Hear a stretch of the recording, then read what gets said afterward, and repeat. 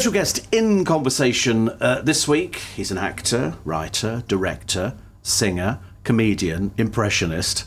Did I leave anything off? I can't remember. And he gets his name up in lights for the first time at the Garrick Theatre. Rob Brydon, actually in a new comedy called The Painkiller, but he's done this before. You did it in Belfast. Yes, did it in Belfast. With Kenneth Branagh. Yeah, I should say I've never directed anything. It's very kind of you. I mean, I've directed people to places. Well, there you go. That's directing. I'll tell you a thing. I was once stood, about 3 years ago, I was stood outside the Royal Opera House, sheltering from the rain. It was drizzling, tea time. And I was just stood there, just sheltering. And some tourists came up, foreign tourists, and said, "Excuse me, could you tell me directions to the Lion King?" And I said, "Yes." I said, "It's down here, you go along there." And as I was giving them directions, some British people came up and said, "Can I just say, I love your stuff. You are wonderful. You're just great." I said, "Oh, thank you very much." And I carried on trying to explain how to get to the Lion King. Then some more British people came up and said, "Love you, Rob. Think you're fantastic." So these tourists would have gone home and said, "We were in London and we asked this guy for directions. He's the best directions giver in London. He has his own fans." It is true, though. Sometimes I have to think, if somebody stops me in London and they say, "How do we get to there?" I have to think, I know where these places are, you just can't remember how to get there, what it is. Yeah. And the Lion King, you're right, you go along to the end of the Strand, then you turn left. That's right. And then it's there, and then afterwards you go to Joe Allen's, which is easy, you just go down the stairs, and so it's all quite nice. But here you get your name up in lights at the Garrick Theatre. I know. Have you ever had your name in lights? No, though they don't do lights anymore, really, do they? They just put posters up. Yeah, you put posters up, but Ken has got this lovely, would it be neon? I don't know if it is neon. Yes, it's neon. It's neon. Well, he's got this lovely neon display outside, says the Kenneth Branagh Theatre Company, and my name is huge. Big. I'd be lying if I said it didn't give me a thrill. Have you asked him whether or not, when you finish, can you have it? Well, Alex McQueen is in the cast. Alex is from the thick of it and the in-betweeners, and he was saying to me, "Oh, you've got to keep it. You've got to keep it." Vanessa's got hers. I said, "What am I going to do with it? Where am I going to put it?" Take it home and you put it on the landing and it lights up. What are you, mad? I mean, listen, I've got an ego, but I don't think it's that big. Yeah, but what a nice thing to you go, "That's my name." I will. I will when we're done. I will. Yes. Mind you, it does take up quite a bit. I mean, it's pretty big. Quite a bigger space, even in Strawberry Hill, by the standards of the houses. You could probably just get in on the roof. Imagine if you put, at Christmas when people put those, I put my name up. Guess there. where Rob lives? Oh, look there. You can't miss it. It's almost worth doing. It would be so It is worth doing, wouldn't actually. it? Yeah. I always found, a friend of mine hates Christmas so much, I always threatened to go round one Christmas when she goes away and redecorate the house with reindeer on the roof and snow. And she said, "If you do it, I'm going to close your bank account." So I decided that maybe this wasn't a good thing. So is this a farce? This is farce, The Painkiller. Oh, it's full-on, old, traditional, farce. full-on farce. So there are doors slamming, there are people falling over. Ken and I both end up in our underwear, just our pants. Oh. There are fights, there are guns, there are falling out of windows. Oh, wow. It is. And I think that, the people are coming not sure what to expect. They're certainly surprised that Ken is doing this. Perhaps less so with me because they associate me with comedy. But Ken is doing such a physical slapstick performance. It's a brilliant thing to see because it's so well observed and so precise, as you would expect from him. But it's proper, full-on farce. Written in the 1960s, I think, by Francis Weber, a French writer. He wrote Dîner de Con, the famous, it was a play, then it became a French film, and they redid it in Hollywood a few years ago as Dinner for Schmucks. And he wrote... there we are. Sorry. And he wrote it. Sean Foley, Sean Foley, who did The Lady Killers and the play What I Wrote, he's adapted it. He's added a lot to it. And we first did it about 4 or 5 years ago in Belfast. Now we brought it into London. And again, Sean has gone back to the script and he's beefed it up, and we've, strengthened some of the characters, and I think it's very strong now. The only person I remember doing farce was Brian Ricks. Of course, yeah. At the Whitehall Ray Theatre, Cooney. and Ray Cooney's farces with, I whoops, here saw go my Ray trousers. Cooney when I came to London to audition for RADA unsuccessfully in 1984, or maybe I auditioned in 83. It was something like that. It was the year that Tommy Cooper died Died at Her Majesty's because Theatre. while I was up in London for the audition, I went to the Live at Her Majesty's show, and it was the week before. I was there the week before, and then the next week I said, let's watch this. I was there last week, and we saw the I watched it as terrible well. thing happen. I phoned my friend who was the manager. Yeah. I said, strange, because Donny Osmond was on the same bill. I said, Yes. I didn't see Tommy in the lineup. He said, don't ask. He said, it's all gone mad here, mad. God. And so he just. I mean, I've watched it back since then. It's horrible to watch, isn't it? It is horrid to watch, but in the horrible to same watch. way, I think he would have been thrilled that he went on stage. Oh yeah, look, we've all got to go. So No, they all thought it was funny, didn't they? And yeah, they they sort of did. left him there for a while. Yeah, And you think, oh dear, Lord above. because everything he did was funny. You know, that he was blessed. Did you ever wasn't meet he? him? No, never. Big never met him. man, big, huge. big. Yeah. Drank like a fish. He was of that generation that had kind of gone before I was in a position to start meeting. I mean, I've gone on now. I've met so many of my heroes, but he, so he went, and Frankie Howard went before I could, and Benny Did Hill you meet went. Frankie? No. There's some See, saying Frankie they went. Howard lived around our way. Yes, I know. Yeah, He was yeah, Twickenham. yeah, I used to yeah. watch him walking back through the town out to Teddington with his shopping bags. He used to buy tins on Really? reduction from the supermarket. Really? Yeah, and he'd walk back up past the green Yeah. and back up to his flat out that way. Well, the guy that cuts my little boys' hair, my 7 and my 4-year-olds, I used to cut Benny Hill's hair. Really? Because they're all from that part of the world. But anyway, the reason I say was that I came up to London for these auditions, and I went to the theatre, and I went to see Run for Your Wife, the Ray Cooney farce. And I think James Bolam was in it when I saw it, and it was, all I remember of it is being up in the cheapest of seats and crying with laughter at how beautifully executed it was. Because it's like a dance. It's choreographed. Everything is so precise. The movements having to correspond with the words, so that you turn 3/4 on this move, and if you don't turn 3/4, the laugh is not as great, and you have to turn this way. You touch that on this line. It's so taxing. You come off exhausted. Yeah, you said that at the beginning. You said you come off this one, the sweat's pouring off you. Oh, and you yes. think, this is the only time I need to have a shower at the end Well, of a I've production. never done, with shows normally, I come off and, that's fine, and, but with this, I'm soaking. Absolutely. You know you've done it. soaking. Because because everybody's got to do their bit. There's no excuse for not doing it, because otherwise you miss a cue, door doesn't open, this doesn't happen, That's and, right. and you it's lose the it's thread. a real team thing, and you really feel the pressure. You don't want to be the one to drop the ball. So you've got to give your cue bang on time, and the next person has to come in bang on time. But when it works, it's so rewarding. Yeah. And testing as well for you. As an actor, I think it's testing anyway. It is, because you're having to retain so much information. I mean, we know Kenneth Branagh has done a gazillion plays, and he said to me, it's the most demanding play he's ever done. Now, you imagine Well, that. it would be, because I don't think he was trained in farce. Well, no. He was So trained it's- as classical actor. Yeah, but you think this is a man who's done all manner of plays, right? He's done most of the Shakespeares, and he's performed them around the world to great acclaim. But this, he says, is the most demanding. Yeah. So how many performances do you need to do a week? Are you doing... 8 8 a week during March, and then thankfully in comes down. April we're not doing the Wednesday matinees, because he will be directing Romeo and Juliet in the daytime. Imagine that workload. Well, of course, I remember years ago when people used to do one play in the evening, rehearsing another one to do, and it just became so confusing for people. I don't know how they keep Desperation. it in their heads.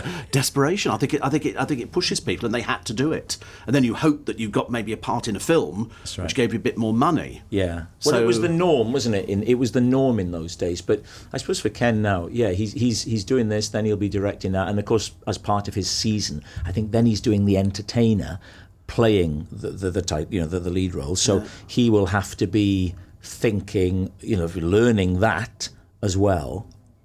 But he does seem to have a brain the size of a planet. So yes, he does, doesn't yeah. he? Oh, I've never met him. I've always looked at him thinking, I wonder what he's like. He's lovely. Is he nice? He is. He's. I know actors always say that, don't we? But he really is, and he runs such a happy company. Right. You can really tell that all the people that he's chosen to work, wherever they are within the organisation, there's not one who you go, they're all really good people, great team players. I was like George Martin when he died. Everybody said exactly the same about him. What a nice man. Yeah. You wouldn't have found anybody nicer when you consider what his legacy, is and how he worked and the stuff he did. And you think, but he was so charming. Well, I met George Martin I was at some function. I can't even remember what it was. And this tall, elderly gentleman came up to me and started being very complimentary and telling me how much he liked and how he and his wife would always watch me on the television and la la la. And I thought, is this George Martin? I'm not sure that it is. I wasn't sure, and I didn't want to embarrass myself. And anyway, we finished, and so I was a little bit vague during the conversation. And then he went, and then someone said, yeah, that was George Martin. I thought, oh, no. So I managed to get hold of his email address, and I sent him an email. And he wrote back the loveliest. And we had a little exchange of emails there. But just the loveliest. He was just the nicest man. Yes. I mean, seriously, if people say somebody's nice, and we all know in the business there are some people who are lovely, he was just lovely. I can't think of any other word to describe him. I was telling him how much I loved his production of Under Milk Wood that he did, because he produced a lovely version of Under Milk Wood with Anthony Hopkins as the first voice and Jonathan Pryce as the second voice. Tom Jones was Mr. Waldo, I think, did a great song. And everybody's in it. Harry Seacombe was in it. Mary Hopkin. Oh, I was only playing Mary Hopkin the other day. Were you? Yes. Freddie Jones, all the Welsh. I think a very young Ioan Griffith was in it. And George Martin wrote back saying, he said, that's so nice to hear, because to him, he felt that had never really made a mark, because obviously people think of the Beatles, and they probably banged on about the Beatles all the time. But for a comedy fan, he did The Goons and Sellers and all those things, Bernard Cribbin's records. My favourite, Balham. Balham, Gateway to the South. Yeah. Listen, have to take a very, very quick break. More memories and more from Rob Brydon after this. Special guest in conversation, Rob Brydon. We were just reminiscing briefly on George Martin and Balham, Gateway to the South, which people forget about. They only think about the Beatles because it was such a... I mean, he was the one who had the faith in them, and you met him, but Rob wasn't too sure if... Is it him? Is it not him? Because you see people. Did you ever meet Frankie Howard? No, I never met him, but I did see him twice. I went to see him at the Grand Theatre in Swansea, and then about 2 years later I saw him at the Lyric in Hammersmith. And I saw him there. The show was identical, word for word, but no less funny. No. Because it was all about the rhythm. I remember I saw Jerry Seinfeld years ago when he did that show called I'm Telling You for the Last Time. He was retiring a lot of his material. And I knew all the material because I was such a devotee.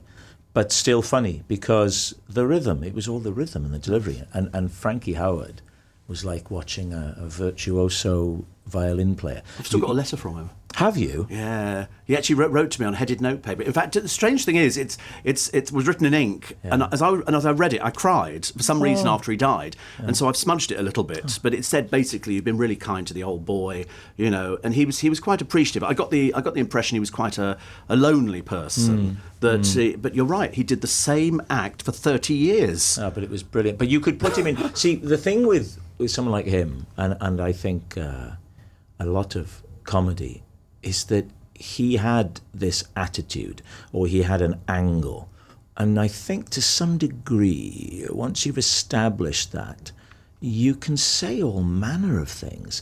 I mean, someone like Jackie Mason, he has the attitude that you know that this guy is a dumb, so once he's got that, he can start to say this, or he might bloom, he might not know, but you don't know. And Frankie Howard, he would come on, and he would just talk, wouldn't he? He would say, well, you see, the producer called me, they said, do you want to reverse the charge and all that sort of thing. So you could just do these rambling stories. And Larry Grayson is another one who doesn't get the credit, I think. I watch a lot of Larry Grayson on YouTube, and I'm in such awe because he wasn't I was going to say he wasn't like anyone else. You could say that he took a bit from Kenneth Williams and a bit from Frankie Howard. But Larry Grayson would walk out, and ever so gently, and he would stand there, and he would just start telling you a story, like someone you'd run into at the supermarket. Yes. And he would do things that no one else would do. He would stand there, and he would sort of clutch at the air around his hair as if there was cobwebs, and he'd go, "Oh, place is alive." And he used to stand, he'd bring a chair on, do you remember? He'd drag a chair on, and then he'd stand there, and then after 5 minutes he'd move the chair to the other side, and he'd look at you and he'd go, "Change of scenery." That's right. He came onto the Royal Variety, I think, and he said, "I'm only here because they said I was dead." And 3 months later he was. Oh, really? But he was, I interviewed him, he was a very nervous man. I interviewed him when he was doing he was doing Generation Game down at the Television Theatre, and he said, "My girl Isla Sinclair," and he was very fey, but at the same time, he talked about his family. You got the impression after he died, people really liked him. He was lovely. He turned up in Crossroads, of course, as Meg's chauffeur. Oh, he did, didn't he? I forgot about that. His little white outfit, looking like sort of a Liberace character. And he was just. It was. You're right. It was so he could stand there, and like Frankie Howard, Frankie had spent 10 minutes saying nothing at all. Absolutely. But you'd be doubled up in laughter, and you think, this is just brilliant. This is the thing, when you study those guys, and I mean, I'm a massive fan and scholar of those people, and if I do a lot of hosting of events and things, and I often think of them, and you can, if you've established a sort of persona, I think it's different for me in a way because I do lots of different types of things, but I find now that I can go out somewhere and. I said something the other day, I thought, this is a nice line, I'll use this again. And I thought of them. I said, I came out and I stood by the podium at an event, and I kind of went, and I was deliberately, take your time, you've got to make them think that you're very relaxed, And I looked down at my middle region, and I said, I'm not sticking out, am I? Just got to laugh. And then I said, I wish I could, And that's from that school. Yes. Of that Frankie Howard, Larry Grayson type of thing, and it's something that's very, it's a gag, but it's not. It's a kind of gag in disguise, Yes. It's a little bit innocuous. It's a little bit naughty. Yeah, a little bit sort of naughty. Is it as naughty as we think it is? And then you look shocked, going, "I can't believe I just said that." Yeah. And that's the kind of. But that's what they had, the old-fashioned comedians, and they toured with their acts for years and years. Well, you could, because if you didn't see it on the television, you. And nowadays, in a funny sort of way, I mean, it's a little bit like that now, only because there's so much television that you could have done your thing on telly. There's a good chance that, obviously, the majority of people haven't seen it, because there's so many channels now. Yes. So you can have done something, yeah. You can kind of still go out and do it, because people are bombarded with media and... It's so easy to pinch material, though. I mean, I watch all these old comedy tapes, and I think, God, that's a great line, and you write it down, and you think, I'll weave that into something. I can't remember what it is, but I'll do that, and I love that. Talking of those sort of comedy lines and that relationship, do we get you back in the trip? Yeah, we are. We're doing it in... is this the last one? Well, I don't know if it'll be the last one, but it'll be the third, so we're going to Spain. Oh, I was hoping North Korea. Were you? I thought they'd be more interesting. Oh, all right, okay. I'll put that idea forward. Put that forward. Spain. We're going to Spain. We're doing it in the autumn. Yeah. You like it? I do like it. Yeah. I like it very much, yeah. You like that freewheeling kind of stuff? Lovely. Well, it's very rare that you get a chance to do that. It's Michael Winterbottom, whose creation it is, and who, comes up with the structure and where we're going to go, and then Steve and I sort of fill it in. It's he creates this lovely environment where two comic actors can just... For me, another one of my heroes were Peter Cook and Dudley Moore, and this then, if for example the thing I just said about coming out and going, oh, am I sticking out? That's very much me thinking back to my Frankie Howard days. The trip, whilst not for a second comparing myself or us to them, because they were gods, but it's very much, that's what I've got in my mind, is that sort of relationship.